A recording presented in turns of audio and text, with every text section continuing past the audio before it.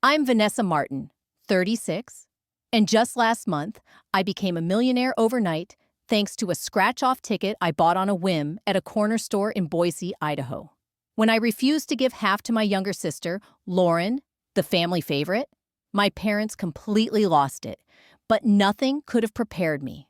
For the moment I walked into my condo and saw my mother tossing my $2.5 million check into the fireplace, while my dad coldly muttered, "If you won't share, you don't deserve it." Their smug faces? They turned to pure panic when I started laughing, and here's why. But before I get to that twist, tell me where you're watching from. And if you've ever had family turn on you over money, hit that subscribe button and stay with me. Growing up in a modest ranch-style house in Twin Falls during the early 2000s, it was obvious from the beginning that Lauren was the chosen one. I was 8 when she was born, and from the day she arrived, my parents acted like she was made of gold. When Lauren wanted horseback riding lessons, they magically found the cash. When I needed braces, I was told to wait until they figured things out. I worked part-time cleaning motel rooms during high school just to buy a used laptop for college. Meanwhile, Lauren's room overflowed with art supplies and new gadgets. She flunked out of college twice, took gap years to find herself, and still got her rent paid by my folks every month. I, on the other hand, worked double shifts while finishing a communications degree and graduated with honors and debt. By my mid-30s, I'd carved out a quiet life I was proud of. I worked as a public relations rep at a nonprofit hospital, had a cozy condo with a mountain view, and even managed to keep a rainy day fund. Then came that Friday evening. I'd stopped at a gas station after a long day of meetings. Gas prices were brutal, so I only put in $20. At the counter, on a strange impulse, I grabbed a scratch-off ticket. I barely played the lottery, maybe once or twice a year, but something told me, why not? The cashier smiled. Hey, someone's got to win, right? The next morning, I scratched it off over coffee, and when I saw the numbers, my mug hit the floor. Not long after, so did my family's mask, and that's when everything changed. I chuckled and tucked the ticket into my wallet, not thinking much of it. That evening, I reheated leftover stir-fry and settled onto the couch, half watching a documentary while scrolling through photos of cabins in McCall on my phone. Just as I was about to turn in for the night, the local news segment cut to the lottery numbers. "Oh, right," I mumbled, grabbing my ticket more out of habit than hope. The first number matched. Okay, cool. Maybe I'd get my $2 back. Then the second matched, and the third. By the fourth number, I was sitting bolt upright, phone clattering to the floor. Fifth number, match. My breath caught. When the final number appeared and matched, the world fell silent. I stared at the screen, then at the ticket in my hand, and back again. I read it out loud. Once, twice, 3 times. There they were, all 6 numbers. The jackpot? $2.5 million.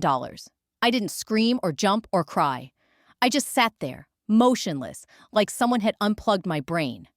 After what felt like forever, I took a shaky photo of the ticket and carefully slipped it into a Ziploc bag. My hands were trembling so badly, I almost dropped it.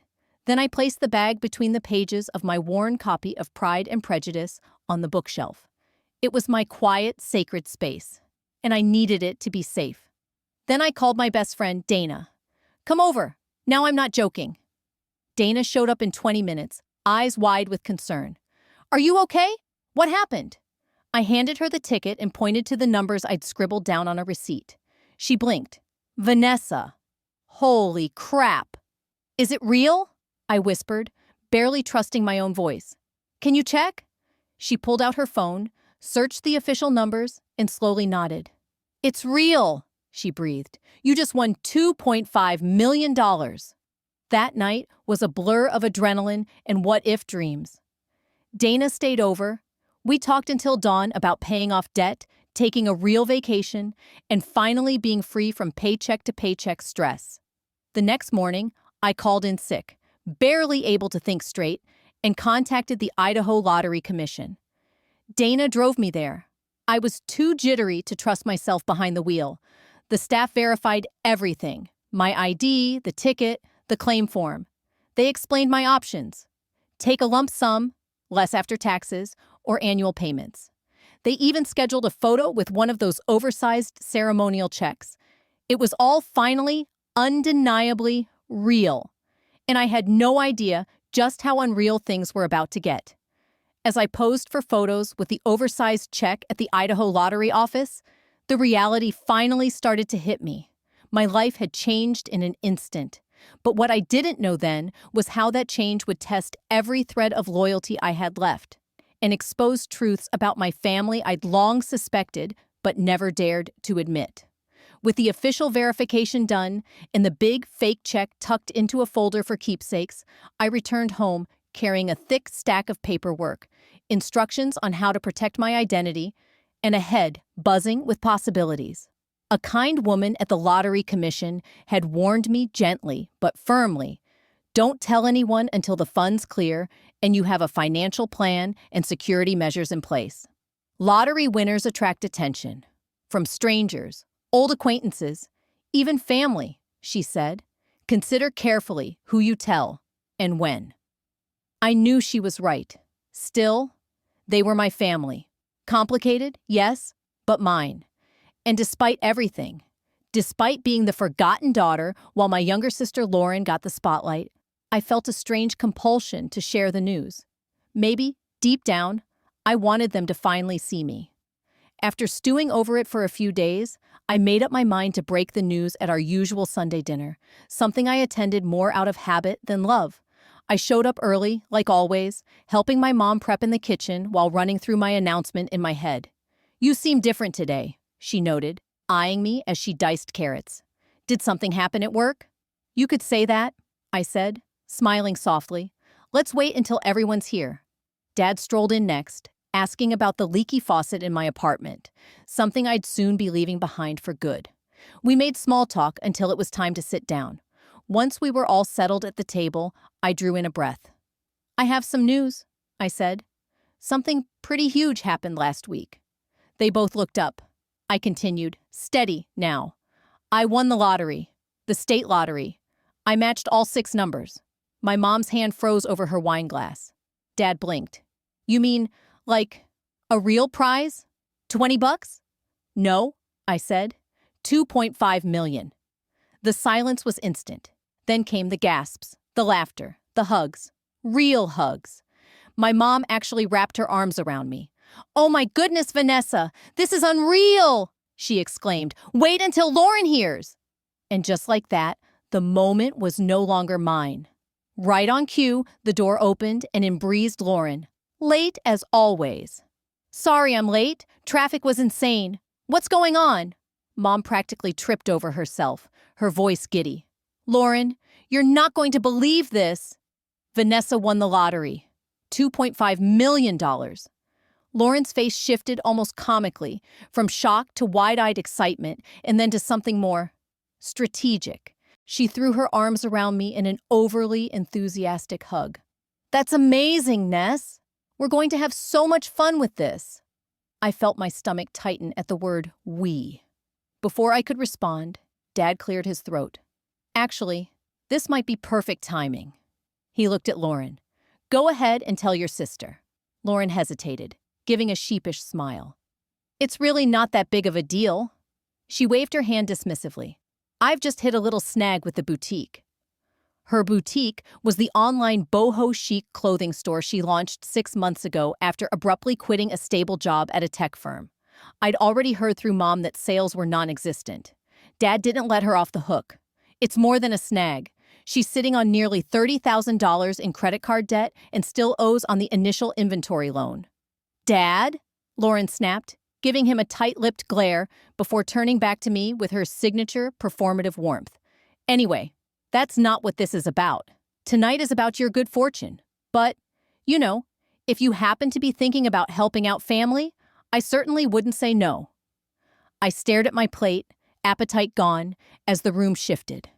No one asked how I was feeling. No one asked what this meant for me. Just a smooth transition into how my win could fix Lauren's failures. "I haven't received the money yet," I said, trying to stay calm. "It's still being processed, and I need to speak with a financial advisor before I make any decisions." But you'll help your sister, of course. Mom cut in quickly, as if it had already been decided. You've been blessed, Vanessa, and family helps each other. The knot in my stomach twisted tighter. I haven't made any decisions, I said firmly. This is all still very new, and I need time to process. What's there to process? Dad interrupted, his tone suddenly sharp. Your sister needs help, and now you're in a position to provide it. That's what family does. And what about my student loans? I asked, voice rising. What about the years I've scraped by, building my life with no help at all? Don't I deserve to put myself first for once? Don't be selfish, Vanessa, Mom said coolly. Lauren's business has real potential. This could be her big break. And what about my big break? I shot back, the weight of a lifetime's resentment finally breaking through. For once in my life, something extraordinary had happened to me, and within minutes, it became all about Lauren. Her expression turned wounded. I can't believe you're being like this. If I had won, I would have shared with you. No hesitation. I almost laughed out loud. 3 years ago, when our grandmother passed and left Lauren a $10,000 inheritance, she spent every dime on a luxury solo trip to Bali. No dinner invitation, no phone call, not even a postcard. The rest of the meal spiraled into a mess of guilt trips, emotional manipulation, and veiled pressure. My parents kept circling back to Lauren's financial bind as if I were obligated to fix it. By the time I left, any joy I felt over my win had evaporated. Instead of celebrating with the people who were supposed to love me, I was driving home blinking back tears.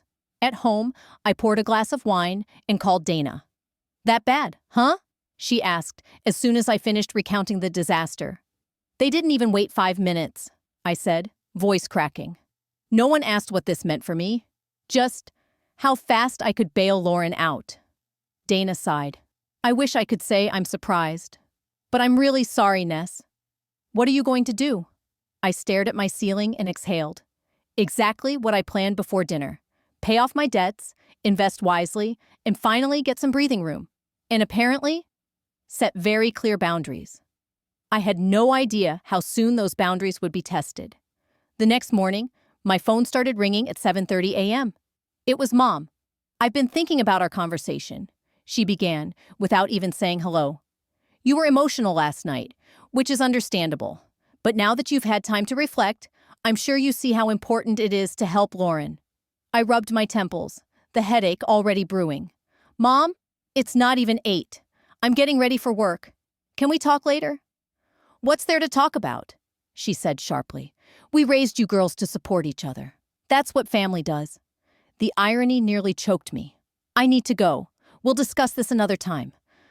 Before she could respond, I ended the call and silenced my phone. At work, I casually told my supervisor I might need some personal time soon for a family matter. I wasn't ready to share the real news yet, especially since the funds weren't even in my account. On my lunch break, I checked my phone. 3 missed calls from Mom, 2 from Dad, and a text from Lauren. Hey, sis. Just wanted to say I totally understand you needing time to process everything. No pressure. But when you're ready to talk, I've put together a few spreadsheets showing exactly what I need to clear my debts and make the boutique profitable. Love you, heart symbol. I stared at Lauren's message and closed it without replying. That afternoon, I contacted a financial advisor recommended by the Lottery Commission, someone who specialized in helping people navigate sudden wealth. We scheduled an appointment for the next morning. That evening, the phone call started again. My dad's voicemail was especially pointed. Vanessa, your mother is very upset about the way you're acting. We didn't raise you to be selfish. Call us back immediately so we can discuss how you're going to support your sister. I didn't call back. Instead, I spent the evening researching wealth management strategies and jotting down questions for my advisor. The next morning, I met with Ms. Thornton, a calm, no-nonsense professional with decades of experience advising lottery winners. She walked me through the numbers and reality check I desperately needed. After taxes, she explained, your lump sum comes out to approximately $1.4 million. Still life-changing, but not bottomless. Her first recommendation? Build an emergency fund and pay off all high-interest debt. Then, move into smart investments for long-term growth. Retirement planning, property, diversification.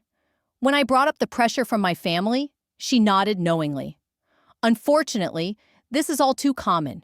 People come out of the woodwork. I urge clients to set boundaries early, clear, firm, and documented. Any financial gifts to family should be planned carefully. Even then, prepare for expectations to grow. I left with a solid financial roadmap and a stronger resolve to protect what I'd earned. But my family had other plans. That night, I received a group text from my mother, including Dad and Lauren. We'll be meeting tomorrow at 7 p.m. to go over the family financial plan now that Vanessa has received this blessing. Vanessa, please bring your documents so we can understand the next steps. I blinked in disbelief. A family financial plan? Without even asking me? I typed a short reply. I won't be attending. My financial decisions are my own. Within minutes, my dad called. When I didn't answer, the voicemail followed. Your behavior is unacceptable. After all we've done for you, this is your response? Turning your back on Lauren when she needs you most? I'm extremely disappointed. The barrage continued the next day. Lauren tried a softer tactic, texting a heartfelt plea about how her boutique was her dream and how just a small piece of my winnings could change everything. She even promised to pay me back someday. Meanwhile, I returned to the lottery office, where I signed the final documents for the lump sum payout, and stood smiling, albeit a bit numb, for photos with the oversized check as cameras flashed. The lottery officials reminded me again. The actual funds would take up to 2 weeks to process. After the check ceremony, I made a stop at the secure P.O. box I'd rented earlier in the week. I deposited the ceremonial check and copies of all the documentation I'd received. The original documents, including my winning ticket, were already locked away in a safe deposit box at my bank downtown. I wasn't taking any chances.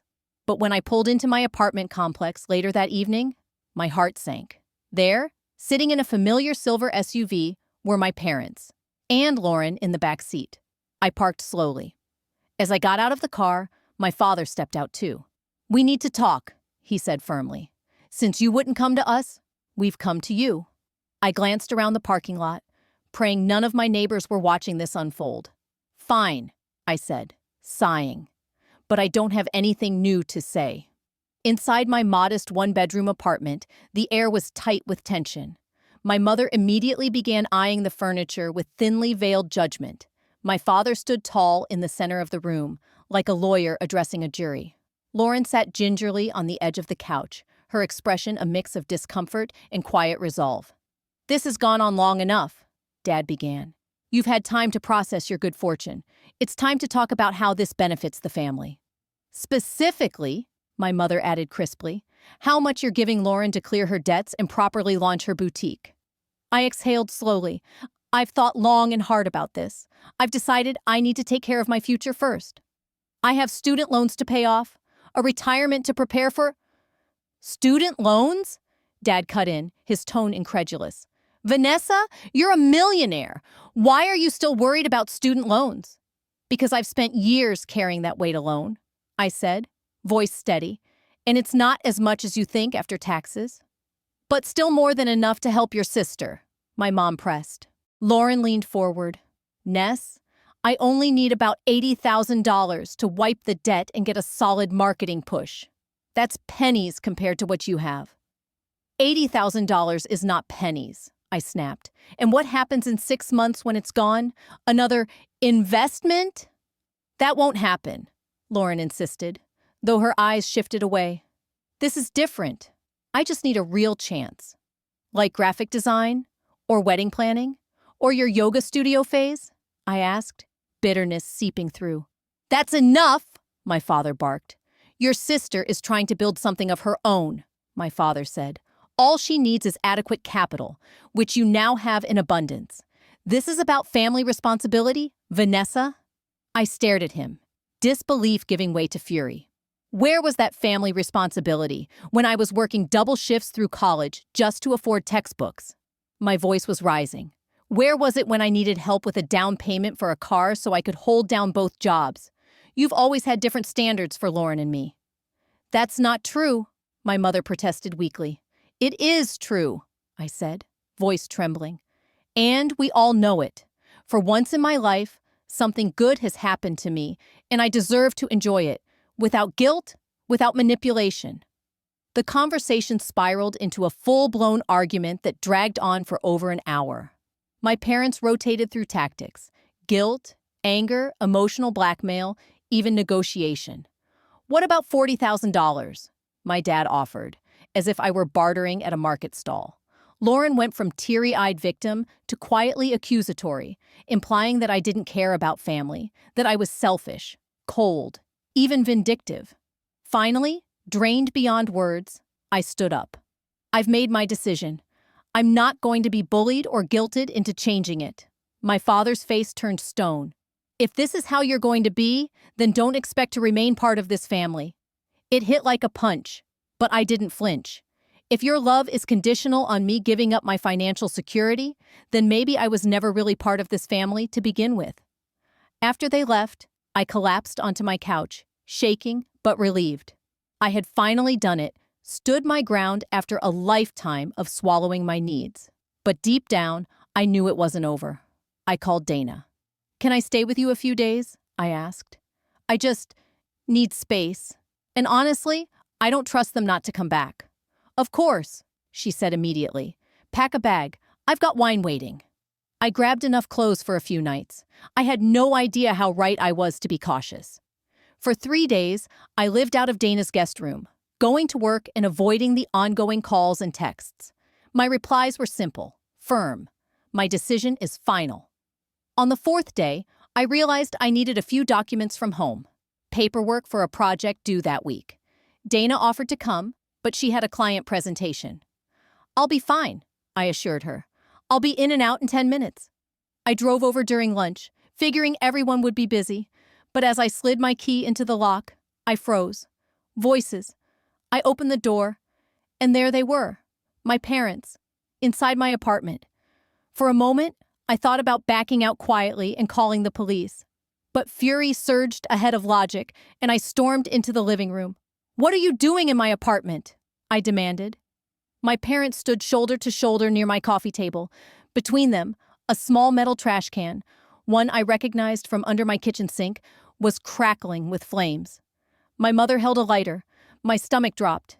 Then I saw it. The edges of paper, curling black, burning. My lottery check. I lunged forward, panic giving way to disbelief, but it was too late. The fire had already devoured it. Ash drifted upward as the last of it disintegrated. My mother stepped back, calmly brushing her hands together like she'd just completed a household chore. "Now we can discuss a fair arrangement," she said, "since you'll need to reapply for the prize." I stared at her, at both of them. My mind scrambled to catch up. How had they even gotten in? What exactly had they burned? And did they seriously believe this would work? "How did you get in here?" I asked, voice tighter than I expected. My father didn't flinch. "We still had that spare key. From when you had the flu last winter. You never asked for it back." The words sank like stones. The violation was deliberate, calculated. And yet, as the shock faded, something unexpected rose up inside me. I started laughing. It began as a small chuckle, but quickly erupted into full-on laughter. My parents glanced at each other, visibly thrown. "What's so funny?" my mother snapped. "Do you think this is a joke?" I wiped a tear from my eye, my breath still catching between chuckles. "Actually, yes, this is hilarious." My father's voice turned sharp. "Vanessa, you've lost your mind." "No," I said, still smiling. "I found clarity." Their confidence wavered as I continued. Calmly, now. "You really thought that was the actual lottery check?" My mom's gaze flicked toward the trash can, brow furrowed. "We saw the photos online, from the ceremony. You were holding the check." I almost pitied them. "That was a prop, a photo op souvenir. No lottery gives out real money that way." Their expressions shifted, confusion giving way to something much more satisfying. Doubt. "The real payout is electronic," I added. "What you burned was a keepsake. Nothing more. Worthless." They looked like the wind had been knocked out of them. And for the first time, I felt completely in control. The color drained from my mother's face. "My father, usually quick to puff up with bluster when challenged, shook his head. "You're lying," he snapped. "You're just saying that because we destroyed it." In response, I calmly pulled out my phone, opened my email, and turned the screen toward them. At the top was a message from the Idaho Lottery Commission confirming my electronic funds transfer was in progress. "The funds are being deposited directly into a dedicated account I created for this," I said evenly. There was never a real check to burn. Silence. Utter, deflating silence. My parents stood there frozen, the weight of their failed manipulation finally hitting them. Then my mother's voice came, suddenly small and soft. "Vanessa, we were just trying to break into my apartment and destroy what you thought was my financial security?" I finished for her, raising an eyebrow. "Yes, I got that part." "You're blowing this out of proportion." My father tried again, his tone shifting back to command. "We're your parents. We were trying to bring you to your senses. By committing breaking and entering," I said flatly. "By trying to destroy property that didn't even belong to you. Do you hear how unhinged that sounds?" Just then, the front door creaked open. Lauren stepped in, holding a takeout bag. She froze when she saw me standing there. "Oh, you're home," she said, glancing awkwardly at our parents. "I was just bringing lunch. They said they were going to talk to you." "While they trespassed in my apartment and tried to destroy what they thought was my lottery check," I said pointedly, watching her eyes widen. "I didn't know they were going to do that," she blurted out. "They just said we were going to wait here and talk things out again." Whether that was true or not didn't matter anymore. The fact that any of them thought it was okay to enter my home without permission told me everything I needed to know. "All of you need to leave," I said. My voice was steady, calm, but final. "Vanessa, please," my mother begged. "We made a mistake. We were just scared of the family falling apart over this." "No," I said. "You're scared of losing access to money you think you're entitled to. There's a difference." "After everything we've done for you," my father began. "That's the problem," I cut in. "You've convinced yourselves you've done everything, but I've been surviving on my own since I was a teenager." I moved to the door and pulled it open. "It's time to go.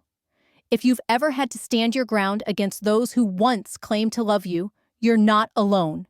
Hit that subscribe button and stay with me, because what happened after I shut that door changed everything. Leave now, or I call the police and report a break-in. Your choice." They gathered their things in stunned silence. No more arguments, no more bargaining. As Lauren passed me in the doorway, she paused, glaring. "This isn't fair. You're being cruel." "No, Lauren," I replied quietly. "Cruel is expecting someone to risk their financial future to fund your fifth fresh start. Cruel is siding with parents who think breaking into my home is acceptable." I took a breath. "You've always been the favorite, and you've used that to your advantage your entire life. That ends now." Once they were gone, I shut the door and immediately called a locksmith. I arranged to have every lock in the apartment changed that afternoon. Then, I started researching home security systems with surveillance capabilities. Afterward, I called Dana to update her. "They did what?" she shouted. "That's unhinged. Are you okay?"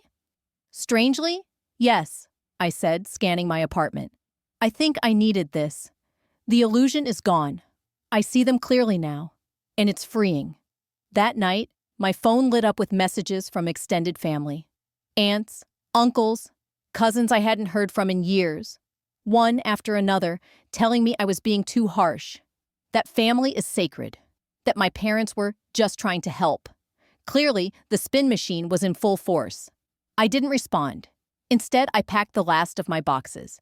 I'd already given notice to my landlord and signed a lease on a short-term rental in a secure building across town. No one in my family knew the address, and I intended to keep it that way. As I sealed the final box, I felt lighter than I had in years. The money wasn't even in my account yet, but I was already rich. In clarity, in peace, in choosing me for the first time. The next day, I took a personal day from work and handled the most critical items on my to-do list. First, I met with a lawyer, Ms. Patterson, recommended by my financial advisor. "Breaking and entering is a criminal offense," she said. "So is destruction of property. even if what they destroyed wasn't the real check. I don't know if I want to press charges, I admitted. I just want them to leave me alone. In that case, she replied, a restraining order might be appropriate, and document everything in case their behavior escalates. Afterward, I stopped by the bank to confirm my winnings account setup. The manager assured me everything was secure, with extra verification protocols in place. And for the first time in a long time, I exhaled without fear. We've worked with lottery winners before, the bank manager assured me. Your account has our highest level security. No one can access it without your physical presence and 2 verified forms of ID. We don't take chances. As a final precaution, I called the Idaho Lottery Commission to inform them of my family's recent behavior. The representative on the other end responded with a sigh of familiarity. Unfortunately, this happens more often than you'd think, she said, her tone sympathetic. But rest assured, we will not release any information to anyone but you, no matter who they say they are. With those safeguards in place, I returned to my newly secured apartment one last time to finish packing. I was moving the next morning. As I sorted through my belongings, some to take, some to donate, my phone buzzed with an incoming call from an unfamiliar number. I hesitated, then answered cautiously. Hello? Vanessa? It's Aunt Colleen. My mother's older sister had always stayed somewhat neutral in the family dynamic, not openly supportive of the favoritism, but never one to rock the boat either. Aunt Colleen, I replied, guarded. I assume you've heard some version of recent events. I've heard your mother's version, she said, but I've known her all my life. I know how she spins things. What actually happened? There was something in her voice, a quiet, judgment-free concern, that made me tell her the truth. I told her everything. The lottery win, the pressure, the trespassing, the burning of what they thought was the real check. She was silent for a few moments afterward. They broke into your apartment and burned your check? She finally said, her voice a mix of shock and disbelief. Yes, I replied. They honestly believed destroying it would force me to hand over money to Lauren. Good Lord, she muttered. I knew your mother could be intense, but this is criminal. Ironically, I said with a small smile, the check was just for show. The real payment's digital. Aunt Colleen gave a short, incredulous laugh. So, they committed a crime? For nothing? Exactly. And the look on their faces when I told them that? I let the sentence trail off, the memory strangely satisfying. Vanessa, I'm so sorry this has happened to you, she said sincerely. You should be celebrating, not dealing with this mess. Thank you. That really means a lot. For what it's worth, she added, your mom's been calling every relative trying to paint you as selfish. But after hearing this, I think you'll find most of us are horrified by what they did. After I hung up with Aunt Colleen, I felt a surprising sense of relief. It was comforting to know that at least someone in the family saw the truth and wasn't afraid to acknowledge it. The next morning, professional movers arrived to load up my belongings. I watched from the front porch as they carefully carried out boxes, piece by piece. I was finally leaving this place behind, but as if on cue, my phone started buzzing again and again. My parents. After the 5th call in under 10 minutes, I finally answered. What do you want? I asked. No energy left for politeness. My father's voice came through, unusually subdued. Vanessa, we need to talk. Your mother and I, we realize we may have overreacted. Overreacted? I repeated, stunned. You broke into my apartment and tried to destroy what you thought was my financial lifeline. That's not overreacting. That's criminal. We were upset, my mother chimed in, clearly on speakerphone. We weren't thinking clearly. But we're your parents. Surely we can move past this misunderstanding. This wasn't a misunderstanding, I snapped. That's when someone forgets a birthday or mixes up dinner plans. What you did was intentional and calculated. There was a pause before my father jumped in. The point is, we want to apologize. We want a fresh start. Family matters more than money. I agree, I said coldly. Which is why I was so devastated when you were willing to destroy our relationship over money that doesn't even belong to you. Silence stretched over the line. Then my mother added softly, Lauren's very upset. She feels like you're punishing her for our actions. I sighed, watching the last of my furniture disappear into the moving truck. I'm not punishing anyone, I said. I'm protecting myself from people who've shown they don't have my best interests at heart. So what now? My father asked. You're just going to cut us off? For now, yes, I replied. I need time. I need space. My mail's being forwarded and I'm moving today. Please don't contact me. I'll reach out when, or if, I'm ready. You can't just disappear, my mother protested. We're your family. Family doesn't break into each other's homes, I said calmly. I have to go. As I ended the call, a new text buzzed through. From Lauren. I know you're angry, but you're being unfair. I had nothing to do with what Mom and Dad did. Call me when you stop being so selfish. The lack of self-awareness was almost impressive. I blocked her number without a second thought. That afternoon, while settling into my new apartment, a modern one-bedroom in a secure building downtown with a 24-hour concierge, I received a notification from my bank. The lottery funds had officially been deposited. It was real. I was now a millionaire. I sat down on my brand new couch, still surrounded by half-unpacked boxes, and let the moment wash over me. Despite everything, the heartbreak, the anger, the betrayal, this was still an incredible gift. And now, finally, it belonged to me. My phone buzzed. Dana.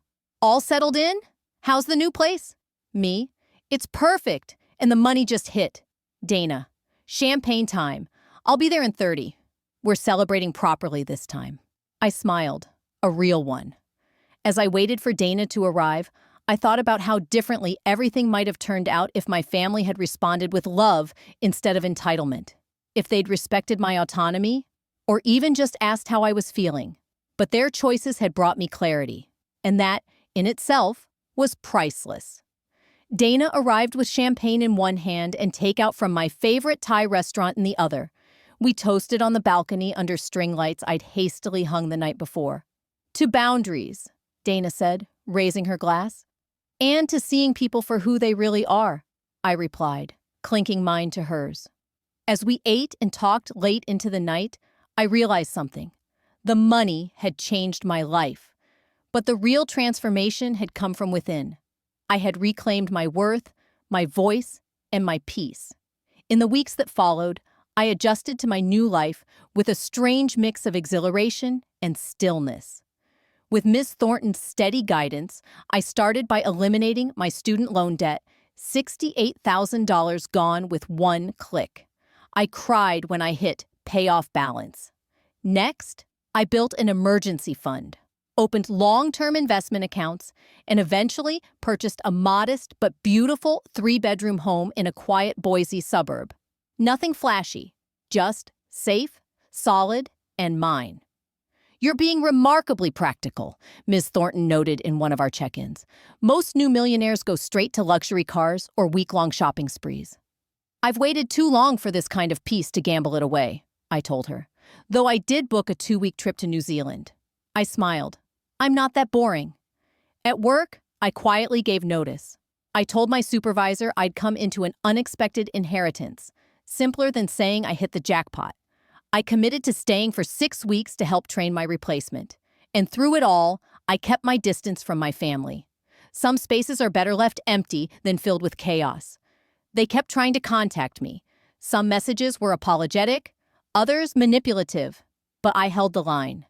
I needed peace more than I needed their approval. Still, I cautiously reconnected with a few extended relatives who had reached out with genuine care. Aunt Colleen and I started meeting for coffee every other week at a quiet little cafe in the North End.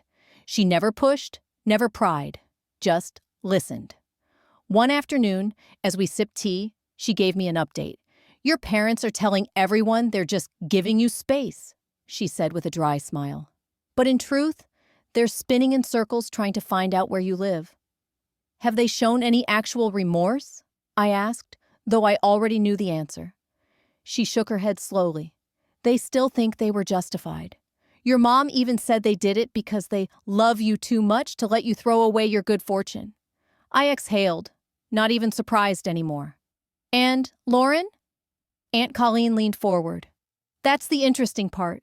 Her boutique officially folded. She defaulted on some high-interest loans she took out behind the scenes. I blinked. Wow, I'm honestly sorry to hear that. And to my surprise, I meant it. Despite everything, I didn't want Lauren to suffer. Don't be too sorry, Aunt Colleen said. Your parents refinanced their house to bail her out. They what? I was stunned.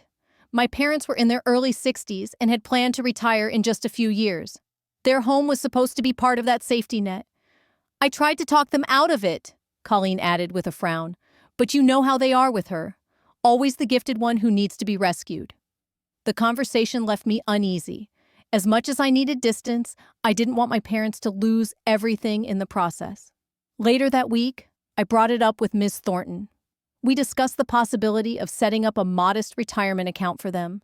Not now, but maybe in the future, once the emotions and boundaries had cooled. Meanwhile, I was discovering something even better than wealth: purpose. With Ms. Thornton's help, I launched a small foundation focused on financial literacy for young adults. We partnered with community colleges to offer budgeting workshops, credit education, and basic investment skills, things I had to learn the hard way. I also made anonymous donations to causes close to my heart: a shelter for domestic violence survivors, the public library that was my childhood refuge, and a scholarship fund for first-gen college students. In giving, I found peace. I wasn't just changing my life, I was planting seeds that might change someone else's too.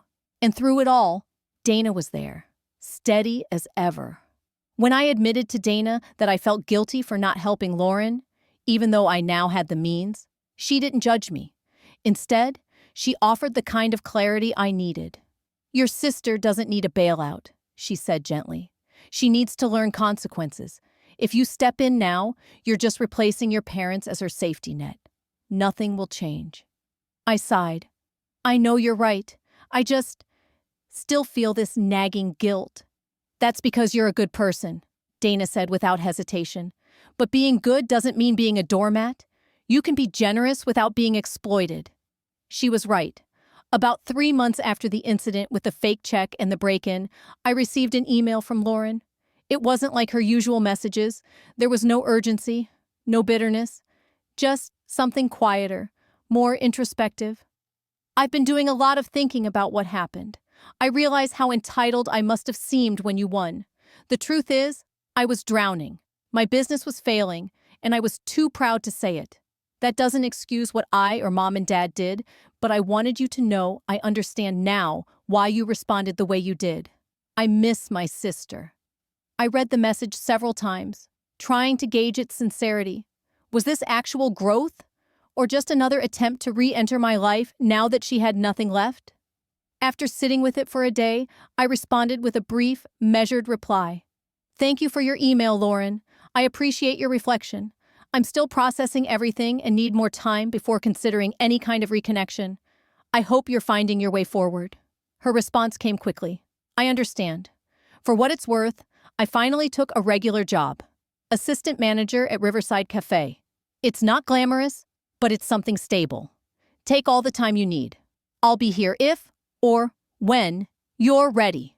It was the first time Lauren had ever acknowledged personal responsibility without deflecting or blaming someone else. I wasn't ready to reopen the door, but for the first time, I could see that change might be possible. As my new life continued to unfold, I felt a peace I had never known. My days were filled with meaningful work through the foundation, hobbies I'd never had time to explore, and real, respectful connections with Dana, Aunt Colleen, and others who valued me for who I was. The money hadn't changed me. Not really. I still scanned for sales. I still second-guessed big purchases. But for the first time in my adult life, I wasn't living in fear of the next bill. And that kind of freedom? That was the real jackpot. More than anything, the past year had transformed how I viewed myself and my relationships. One evening, as Dana and I shared dinner out on my new patio, she raised her glass in a quiet toast. To unexpected silver linings, she said. Without the lottery, you might never have seen your family so clearly, or found the strength to finally prioritize yourself. I clinked my glass to hers, letting her words sink in. Sometimes the greatest gift isn't the money itself, I said, watching the sun dip behind the trees, but what it reveals about others and about yourself. Exactly 1 year after the win that changed everything, I stood in the doorway of my home office and took it all in. The early spring sun poured through large windows that overlooked a garden I'd planted myself, tulips just starting to bloom.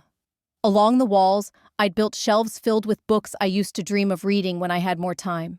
In the center of the room sat a restored walnut desk, my pride and joy, holding my laptop and a neat stack of papers from the Foundation's newest financial literacy initiative. This space, like my life, had been shaped entirely by me. No family expectations, no guilt, just quiet strength and freedom. The journey hadn't been perfect. Some days, the silence from my parents felt heavier than I expected. Other times, I'd wake from dreams about reconciliation, confused, torn between longing and conviction. That's when my therapist's voice would echo in my mind. Another one of the best investments I'd made since the lottery. Healing isn't linear, she often reminded me. Setting boundaries with family doesn't mean you stopped loving them. It means you finally started loving yourself. That perspective helped when I cautiously began opening the door to certain people again. Aunt Colleen remained steady, offering gentle updates. Through her, I learned that my dad had delayed retirement and taken on consulting work to finish paying off the refinanced mortgage. Lauren, to my surprise, had kept her job at the cafe and had even been promoted to manager. She joined a financial support group and was actively rebuilding her credit. It wasn't everything, but it was something. 8 months after we'd gone no contact, I accepted her invitation to meet for coffee. We chose a quiet, neutral cafe between our neighborhoods. The awkwardness was immediate. We sat at a corner table, carefully dancing around each other's words. "You look good," Lauren said, eyes flicking over my face. "So do you," I replied, because it was true. "Happy?" Lauren asked hesitantly. "I am," I said with a nod. "And you?"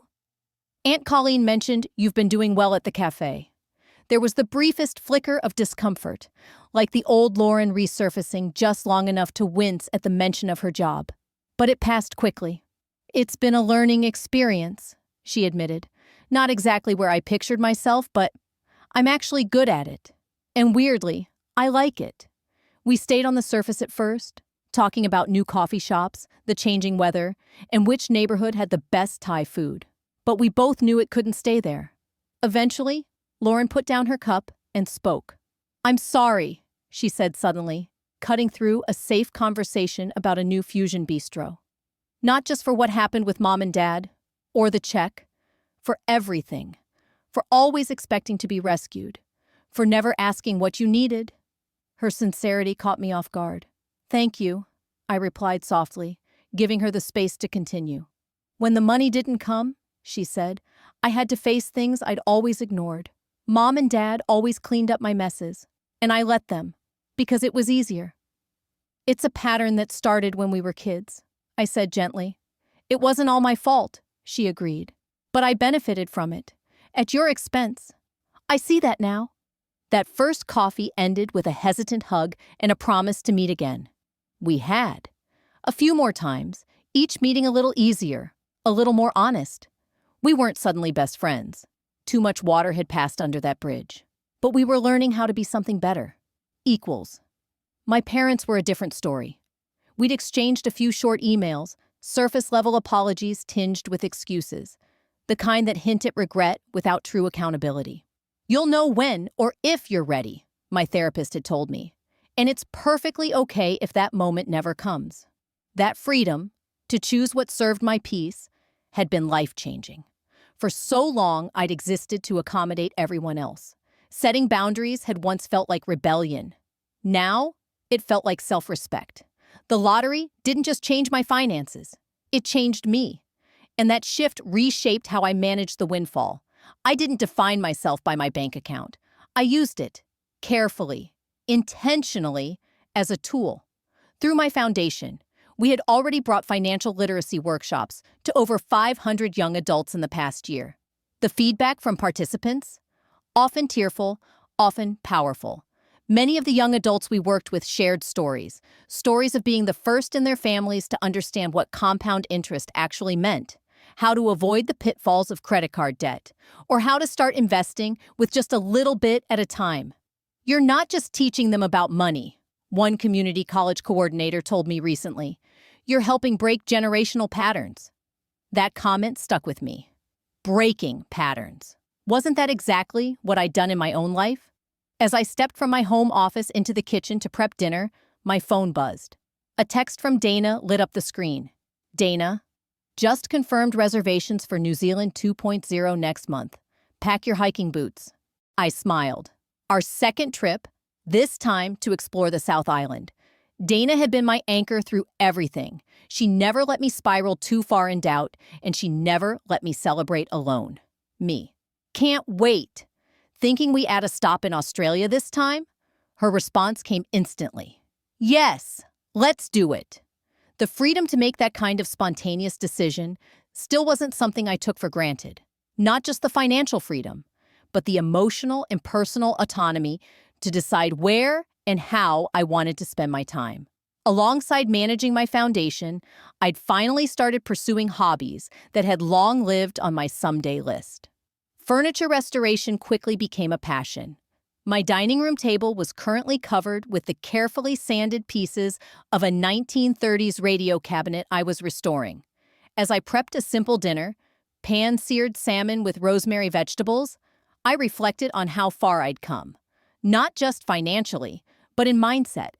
The initial fear of messing it all up had been replaced by quiet confidence in the systems I'd built.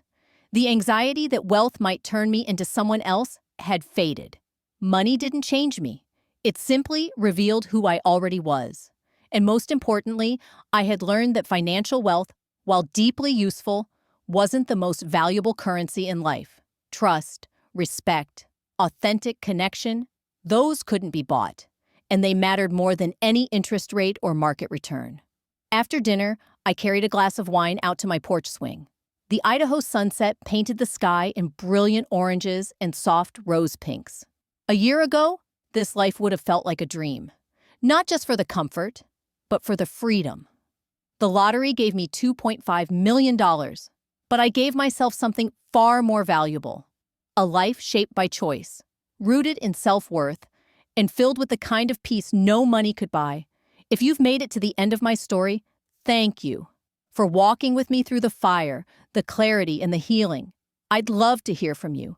Have you ever had to set a hard boundary with family? Have you ever chosen your peace over approval? Leave me a comment. I'd really like to know what part of my journey resonated with you.